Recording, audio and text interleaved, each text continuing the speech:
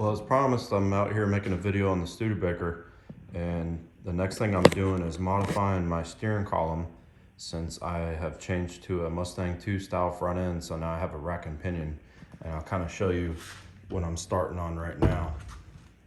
So if we go to the car over here, if you haven't seen it already, I've switched the whole front end to a air ride and Mustang 2 front end and all that good stuff. So now I'm having to adapt my factory column, which goes up through here, down to a rack and pinion now, which I have the U-joint for that. This side goes on the rack, and then this side is for a 3/4 inch double D shaft. So what I need to do is build a shaft from this joint up to a joint on the steering column.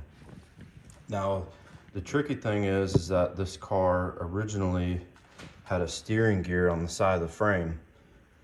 So basically the column on the bottom side attached directly to the steering gear and was clamped on. And the original steering shaft that goes down through the column, this shaft actually was fixed in the steering gear, and then the whole steering column slid over the steering shaft. So it's making everything a little tricky, and I don't want to put a different type of column from another car in this car or an aftermarket column. So what I'm gonna have to do is figure out some kind of way to put a universal joint on the bottom of here, which I just went online and ordered a 3/4 inch round universal joint to the 3/4 inch double D shaft that I already bought. So I bought this shaft and I can cut it. This will be my new intermediate shaft. But the tricky thing is that when this shaft is in the column, it's got a support bearing up here. It slides up to around here. So that goes in there. But the challenge I have now is that there's no kind of support in here because this whole thing slid on top of the steering gear that was originally on the frame.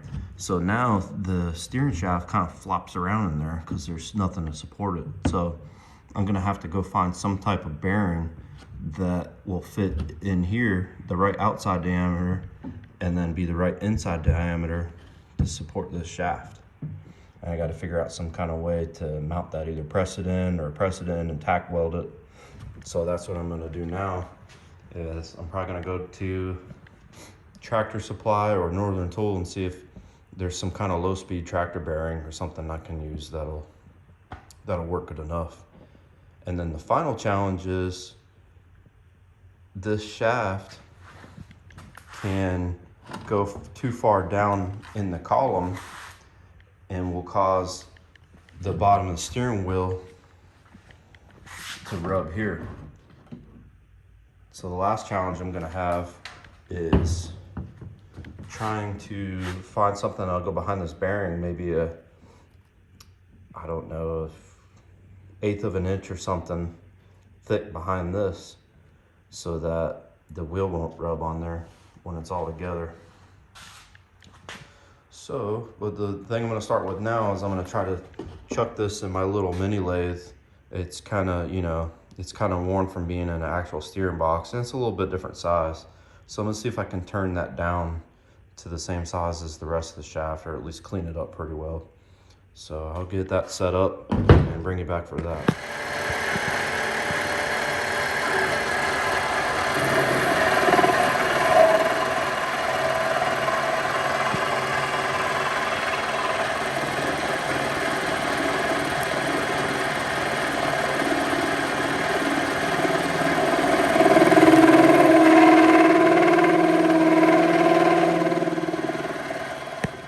All right, so I cleaned this up the best I could in the lathe. The shaft didn't really spin exactly true, but I was able to clean it up enough that I could slide it in this universal joint. So this end is a 3/4 inch round, but it doesn't have any kind of set screw or anything. It's made so that you're supposed to weld it to the shaft, but I think what I'm gonna do is put it in the drill press and drill through both of them so I can put like a 3/8 bolt or something. And I'd rather do that than weld it for some reason. I think that'll work just as good. And then this end is made for the double D shaft that I have. So I can slide that in there. And then it's got a set screw on it. You can draw that in and then tighten it down with a nut. I might do the same kind of thing. I might drill a small hole in there and put this in there. I think that'll work out good. And yeah, so I need to slide this through the column, and I have a bearing for the column for this to sit in.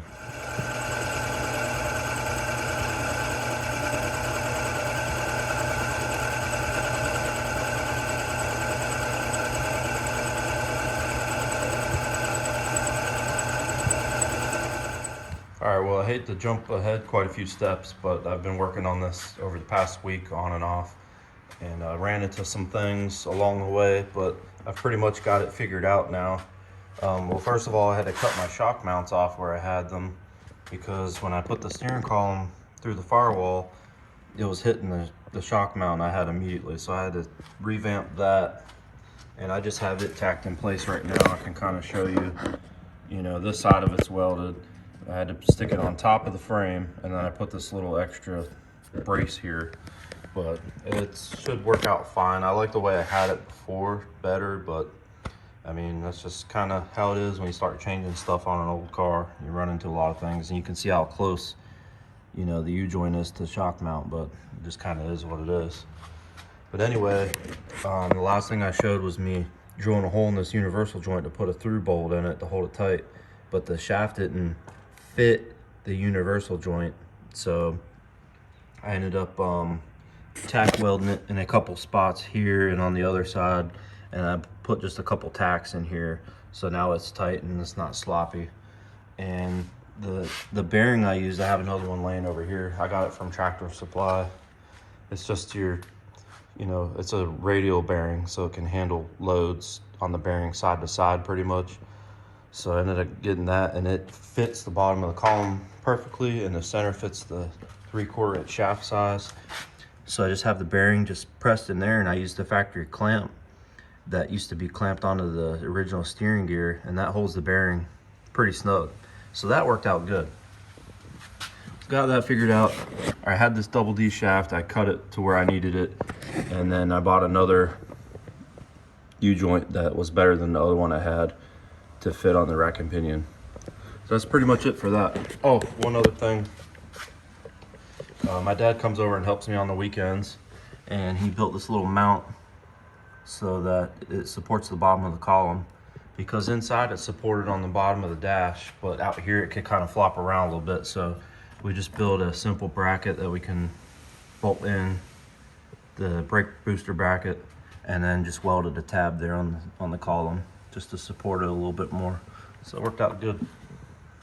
And then over here, you can see the shock mount a little better, how I had to change it. So, you know, I got the same little thing going on. Got a support right there, and then I'm just gonna weld it straight up and down on the frame right there.